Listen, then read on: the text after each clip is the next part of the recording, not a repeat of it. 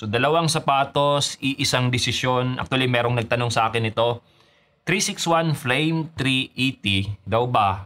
O kaya Li-Ning Red Hair 8 Pro. So itong dalawang sapatos na to, makukonsider kong all-rounder. Pwede sa easy pace, pwede sa speed workouts, pwede din maging race day shoes. Pero yun nga, iisa lang yung pipiliin natin sa dalawang to. Now kung ako yung tatanungin, actually, almost magkapareha lang naman sila in terms of performance. Now kung alin dito yung mas pulido yung paggagawa, I think I will give it to Li-Ning Red Hair 8 Pro. Mas may konting advantage in terms of build quality. Pero in terms of performance, mas pabor ako dito sa 361 Flame 380. In terms of pagiging responsive, pagiging bouncy, pagkakaroon ng springy feel or pagkakaroon ng, sabihin na natin, energy return, may konting advantage siya kaysa dito. Hindi ko sinasabing wala siya or hindi ito responsive.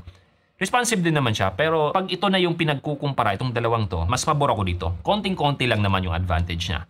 Now, pagdating sa presyo, I think sa nakikita ko lang, most of the time, mas mura to kaysa dito. So, in terms of price to performance, syempre, dito ako pabor. In terms of comfort, in terms of stability, in terms of toe box niya o yung feel ko sa toe box, which is something na hinahanap ko sa sapatos, pareho lang naman sila. Hindi sila nagkakalayo.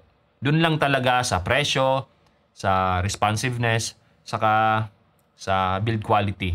So sa build quality ito, sa performance ito, saka sa presyo. Most of the time ito. Pero kung naka-sale naman to, kung mas mura to, I think hindi naman kayo magkakamali kung ito yung pipiliin nyo. Pero syempre, in terms of performance, well, ito yung pipiliin ko. The 361 Flame 380.